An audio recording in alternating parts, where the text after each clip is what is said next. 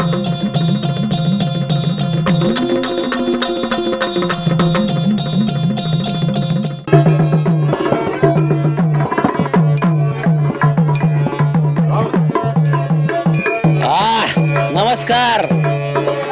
वाटतंय का नाही मजा येते का नाही तुम्हाला? मजा यायलाच पाहिजे हो. तुम्ही बघताय तुमचा लाडका कार्यक्रम ज्याचं नाव आहे दोन हाना आपण पुढारी म्हणा. मी कोण सोशल पॉलिटिकल कॉन्ट्रोवर्शियल बोलणारा तुमचा एकमेव मराठी माणूस. नाव काय माझं? पुढारी पाटील म्हणतात मला.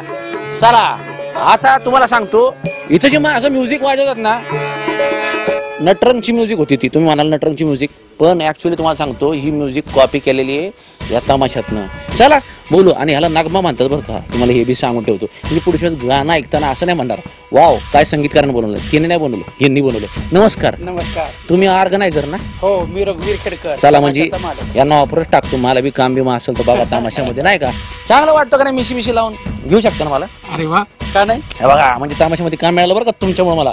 बरं नाव काय म्हणले? माझं नाव रघुवीर तुकाराम खेडकर. बरं बरं. आणि कितवी पिढी ही आता? आता आमची तिसरी पिढी स्टेजवर आलेली. तिसरी पिढी स्टेजवर आलेली. पण मला एक सांगा की कसे आम्ही मगाशी आम्हाला माहिती मिळाली की विकास महामंडळ जास्त आहे. अण्णाभाऊ साठे म्हणा मौलाना अब्दुल कलाम आझाद म्हणा तर ह्यांच्याकडनं तुम्हाला लोनला लई त्रास होतो. हो. तर काय काय त्रास होतो? मिळतच नाही मुळात म्हणजे लोन. बरं. आणि तमाशाचं कसं झालं की तमाशाला खूप मोठ्या अडचणी आहेत. बरं. तमाशाची येण्याची दिशा एक आहे आणि जाण्याची दिशा अनेक आहे. त्यामुळे आम्हाला लोन मिळालंच पाहिजे. ते सरकारी कुठल्या याच्यातलं आहे कुठल्या महामंडळातलं आहे काय हे न पाहता तो फळ आहे त्याचं किती वर्षाची कारकीर्द आहे हे शासनाने पाहिलं पाहिजे आणि त्या पद्धतीने लोन दिलं पाहिजे. दुसरं असं की आम्हाला डिझेलमध्ये सवलत पाहिजे. आमच्या जो 7-8 गाड्या असतात आमची 150 माणसं असतात. मग आम्हाला दररोज एक जिल्हा एक तालुका बदलावा लागतो आणि मग त्यावेळी डिझेलची खूप मोठी अडचण निर्माण होते. तमाशाचे पड खंगलीत का तर डिझेलमुळे गाड्यांचा खर्च डिझेल आणि तमाशा जर कमी करावा माणसं कमी करावी तर लोकांना आवडत नाही. बरोबर. तमाशा आवडहवी असेल आजचा तर पब्लिकला आवडतं. कारण तुमच्या या टीव्ही चॅनलमुळं मोठमोठे कार्यक्रम पाहायचे लोकांना सवय झालेली आहे. आणि मग अशा वेळेस जर आम्ही छोटं स्टेज 2 गाड्या वगैरे असं जर फिरलो तर लोक बघणार नाही. मग आम्हाला या तुमच्या चॅनलची कॉम्पिटिशन आहे. पूर्वी आमचं सिनेमाशी कॉम्पिटिशन होतं आता तुमच्या टीव्हीशी कॉम्पिटिशन आहे. आणि मग त्याच्यात उतरण्यासाठी आम्हाला सारा जमा करावा लागतो. यासाठी आम्हाला कोणाची तरी आर्थिक मदत घ्यावी लागते आणि ती आर्थिक मदत 4% 5% असते. त्यामुळे काही वेळेस त्रास होतो. तर अशा वेळेस महामंडळ जी आहेत ही जी तुम्ही नावं घेतली ती महामंडळ या महामंडळाने आम्हाला 20 लाखापर्यंत कर्ज द्यावं एका महामंडळाने. कारण आम्हाला एक पावसाळा तमाशा उभं करण्यासाठी 4 महिन्यासाठी 25 लाख रुपये लागतात.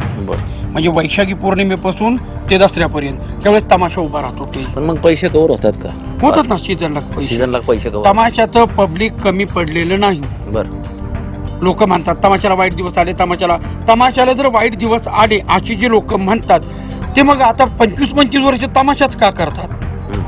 तुम्हाला जर टीव्ही मध्ये जर तुमचं व्यवस्थित चाललं नाही तर तुम्ही टीव्ही सोडाल. बरोबर. तुम्ही दुसरं कुठलं तरी काहीतरी कराल. म्हणजे खोटं काही सांगू नये असं मला वाटतं. तुम्हाला जी अडचण आहे ती तुम्ही समाजाला सांगा परंतु याच्यात आमचं भागत नाही आमची उपासमार होते हे चुकीचं आहे. उपासमार झाल्यावर तो धंदा माणूस करू शकत नाही. तर असं नाहीये. तमाशाचा धंदा चांगला होतो. तुम्ही जसं पेराल तसं उगवल.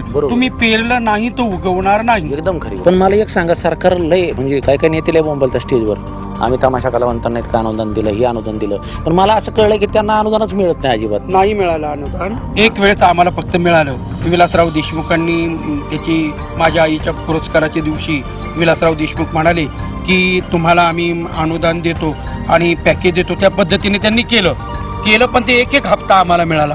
2 लाख रुपये भाग भांडवल आणि 6 लाख रुपये आम्हाला अनुदान. त्याच्यानंतर आज 4थं वर्ष आहे. काही नाही. सगळं ठप्प आहे. आमच्या लोकांचे मानधन आता जी म्हातारी माणसं जी घरी बसते त्यांना मानधन देतो म्हणून सांगितलं होतं ते आता काही वारली. 3-3 4-4 वेळेस त्यांनी अर्ज केले परंतु त्यांना मानधन मिळाले नाही. तर आज काही अशा उंबरट्यावर आहेत की त्यांना सकाळी खायला मिळालं तर संध्याकाळी नाही. मंडळी मला एक सांगायचं सरकारी लोकांना नाही ते NGOजला तुम्ही डोनेशन देता हे करता हे कलावंत आहेत महाराष्ट्रातले. यांचं पेन्शन तरी टायमवर देत जा. म्हणजे टाळूवरचं लोणी नका खाऊ, पचत नाही, नाही तर बाहेर निघल कुठनं ना कुठनं. चला दुसऱ्या कलाकारांशी अजून बोलतो. तुम्ही काय करता याच्या मी विनोदी काम करतो. बतावणी म्हणजे करता. मग यातले काय वाईट चांगले अनुभव? कधी कधी स्टेजवर काम करत असताना काय होतं, जर समजा आता एखादा विनोद करायचा ठरला आणि पटकन एखादा शब्द जर तोंडात आला तर मग समोरचा माणूस मग थोडासा नर्वस होतो आणि नर्वस झाल्यानंतर मग आपल्याला असं स्टेजवर वाटतं की आपण काहीतरी वेगळं बोलून घेऊ, पण पब्लिकला हसवताना स्वतःचं दुःख मात्र मनात ठेवावं लागतं आणि मग पब्लिकला हसवावं लागतं. असे बरेचसे अनुभव आहेत, पुन्हा ते इथं सांगण्यासारखे नाही. स्टेजवर बघितलं तर मग बरोबर. एखादा काय आता एखादा जर अनुभव सांगायचा ठरला तर समजा आता खेडकर आणि मी कॉमेडी करतोय, समजा खेडकरांनी मला तोंडात मारली आणि माझा जो टायमिंग असतो टाळी घ्यायचा तो जर हुकला तर खरोखर कानामागे लागते. पब्लिकला फक्त टाळी वाजवली पण ती खरोखर लागून जाते. पण गुरुने मारलेली शिष्याने कधी बी खावी, चांगली असते नाही गो.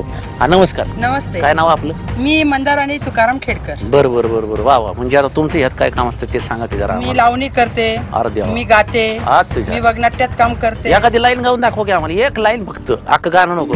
श्रीरंगा सारंग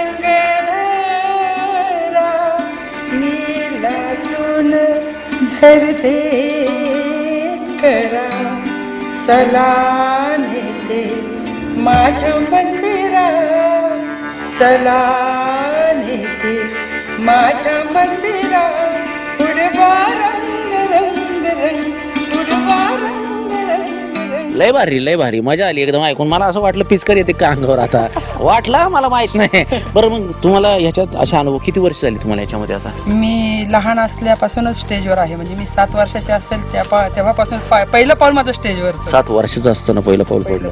पण मला सांगा काय शिकला आणि ह्यातले काही कटू अनुभव किंवा काय असे अनुभव सांगू शकाल? मी 15 ते 16 वर्षाचे होते आणि स्टेजवर नुकतीच आले होते आणि माझी उंची म्हणजे जे स्टेजवर प्रेक्षकांना जे हवं ते माझ्याकडे होतं. आणि त्यामुळे एका गावामध्ये, मी त्या आता गावाचं नाव नाही घेऊ शकत कारण लोक उगीच भाऊ करतात, बरोबर. तर मग मी त्या गावामध्ये गेले, माझं काम पाहिलं तर तिथल्या पाटलाचा मुलगा माझ्यावर इतका फिदा झाला, त्याने आमच्या एका सोंगाड्याला बोलून घेतलं, त्याला खूप दारू पाजली आणि त्याला सांगितलं ती मुलगी मला हवी, आज तुमच्या गाड्या इथून जाणार नाहीत, मी हे सगळं पिटून देईन, मला ती मुलगी हवी. तो पळत आला, पिलेलाच होता. तो म्हणला असं झालं मंदावर, असं ते माणूस असं म्हणतो, पैसे वाटेल तेवढे देतो. मग मला अक्षरशः काजळ लावला अख्ख्या चेहऱ्याला आणि पोत्यात गुंडाळली आणि आपण एखादं पोत्या गाडीत फेकतो तशी गाडीत फेकली. त्याच्यानंतर आम्ही शेजारच्या पोलीस स्टेशनला गेलो.